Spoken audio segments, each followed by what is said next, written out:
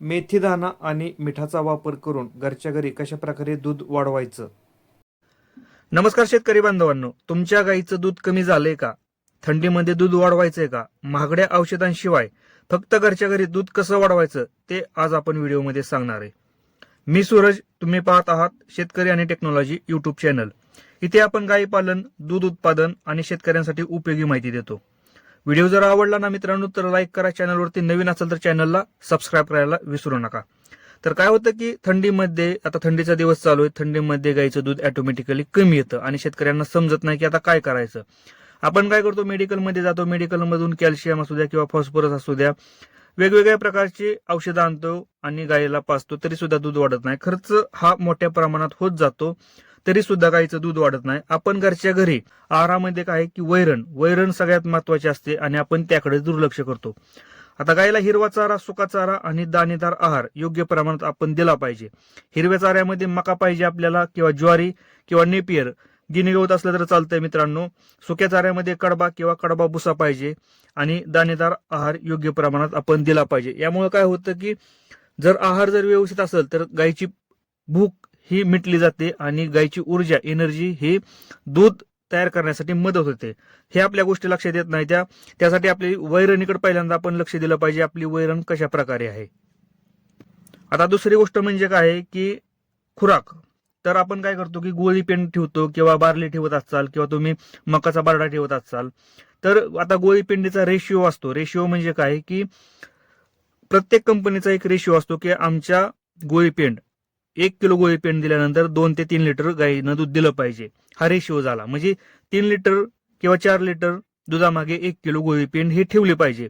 तुम्ही कोणत्याही कंपनीचं गोळी पेंड वापरा, त्या कंपनीच्या माणसाला विचारा की तुमचा रेशिओ किती आहे गोळी पेंडीचा. जर 4 किलो असेल तर 4 किलो मागं 1 किलो, म्हणजे 4 लिटर मागं 1 किलो आपण गोळी पेंड ठेवायची. हा रेशिओ सगळ्यात महत्वाचा असतो आणि हे आपल्याला समजून घेणं महत्वाचं आहे. आता सगळ्यात महत्वाचं काय आहे की घरगुती उपाय. व्हिडिओचा महत्वाचा भाग आहे की घरगुती उपायासाठी आपण काय केलं पाहिजे. आता साहित्य लक्षात असू द्या मित्रांनो, साहित्य लिहून ठेवा.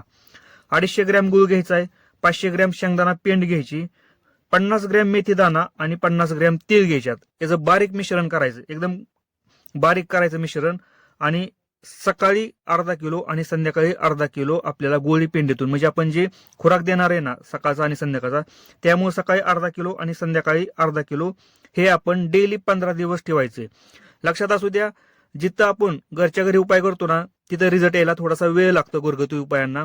कमीत कमी 10 ते 15 दिवस आपल्याला कंटिन्यू ठेवायचंय. तुम्ही 2 दिवस ठेवचाल आणि म्हणचाल की गाईचं दूध वाढलं नाही किंवा वाढत नाही. गाईचं दूध वाढायला आहे ना मित्रांनो कमीत कमी 10 ते 15 दिवस लागतात. ही गोष्ट लक्षात ठेवा. जर हे शक्य असेल ना तर 10 ते 15 दिवस हे कंटिन्यू ठेवायचं. 15 दिवसानंतर तुम्हाला रिझल्ट यायला सुरुवात होईल. गायच्या अंगावरती चमक येईल, गाय टवटवीत दिसेल, गाय तणावमुक्त दिसणार तुमची. म्हणजे गायच्या चेहऱ्याकडे बघितल्यानंतर गाय खुश दिसणार आणि ऑटोमॅटिकली तुमच्या गायचं दूध वाढलेलं दिसेल. त्यासाठी कमीत कमी 15 दिवस आपल्याला हे करायचंय. 250 ग्रॅम गूळ घ्यायचा, 50 ग्रॅम शेंगदाणा पेंड घ्यायची, 500 ग्रॅम शेंगदाणा पेंड, 50 ग्रॅम मेथी दाणा आणि 50 ग्रॅम तीळ. हे काय करायचं, बारीक मिश्रण करायचं आणि सकाळ अर्धा किलो आणि संध्याकाळ अर्धा किलो खुराकोतून दिलं गेलं पाहिजे. आता मेथीचं पाणी काय करायचं, मेथी दाणा असेल किंवा मेथी असेल तर संध्याकाळी भिजत ठेवायची. मेथीचं बी भेटतात, मेथी हे 50 ग्रॅम रात्री भिजत ठेवायची. बारीक बी असतात ते रात्री 50 ग्रॅम भिजत ठेवायची आणि सकाळी उठल्यानंतर ते पाणी गायला द्यायचं.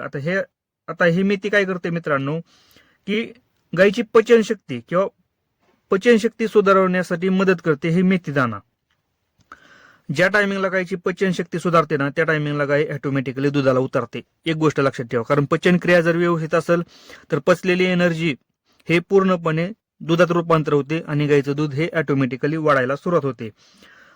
आता महत्वाची गोष्ट आहे की पाणी.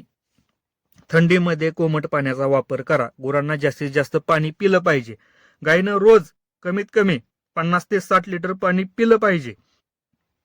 ह्या गोष्टी आपल्या लक्षात येत नाही. त्या काय होतं की उन्हाळ्यामध्ये गाय पाणी पिते पण थंडीमध्ये पाणी पित नाही. कारण आपण काय करतो की थंडीमध्ये डायरेक्ट टाकीतलं पाणी पाजतो आणि पाण्याचं टेम्परेचर असतं कमी आणि त्यामुळे काय होतं, गाई जास्त पाणी पित नाही. आणि गायीनं जर जास्त पाणी पिलं नाही तर गाई दुधाला उतरत नाही. त्यासाठी काय करायचं, कोमट पाण्याचा वापर करायचा. कोमट पाण्यामुळे काय होतं की गाई जास्त पाणी पिते आणि गाय दुधाला उतरते चांगल्या प्रकारे. त्याचबरोबर 50 ग्रॅम मिनरल मिक्सचर सकाळी आणि त्याचबरोबर मिठाचा वापर करायचा आहे. 1 चमचा मीठ. 50 ते 70 ग्रॅम मिनरल मिक्सचर आणि 1 चमचा मिठाचा वापर खुराकामध्ये द्यायचा सकाळी आणि संध्याकाळी सेम. मिठामुळे काय होतं की गायीच्या घशाला कोरड पडते आणि गायीच्या घशाला कोरड पडली की गाय पाण्याकडे वळते, म्हणजे पाणी पिलं जाते. गायीनं पाणी पिणं खूप महत्वाचं आहे, कारण पाणी पिल्यानंतरच गायी चांगल्या प्रकारे दूध देते. आणि सगळ्यात महत्वाचा पॉईंट आहे तो म्हणजे काय की टायमिंग. सकाळचं एक टायमिंग ठेवा आणि संध्याकाळचं. बरेच शेतकरी काय करतात की सकाळचं ठीक आहे, तुम्ही 5 वाजता किंवा 6 वाजता धारा काढता, पण संध्याकाळच्या टायमिंगला काय होतं, शेतकऱ्यांकडून थोडासा हलगर्जीपणा होतो. संध्याकाळच्या टायमिंगला शेतकरी कधी 5 वाजता, कधी 6 वाजता, कधी 7 वाजता धारा काढताना आपण दिसतो. यामुळे काय होतं की टायमिंग मॅच नाही झाला किंवा टायमिंग मध्ये बदल झाला ना, गायी पाणवत नाही त्या, आणि गायी पाणवल्या नाहीत ना, गायी दूध देत नाही त्या. त्यासाठी काय करायचं की टायमिंग ठेवा. सकाळचा 5चा असेल तर संध्याकाळी 5चा टायमिंग ठेवा. आणि धारा काढायच्या अगोदर, म्हणजे ज्या टायमिंगला आपण कास धुतो ना, त्या टायमिंगला थोडंसं कासावरती मसाज करायचे. यामुळे काय होतं की ऑक्सिटोसिन नावाचा हार्मोन्स हा ऍक्टिव्ह होतो. गायी पाणवते चांगल्या प्रकारे आणि गायी दूध देते. मित्रांनो, एवढ्या 2-3 गोष्टी जर आपण गोट्यामध्ये केल्या ना, 100% तुमच्या गायी दुधाला चांगल्या प्रकारे उतरतात. व्हिडिओ जर आवडला ना तर लाईक करा. चॅनलवरती नवीन असेल तर चॅनलला सबस्क्राईब करायला विसरू नका. धन्यवाद.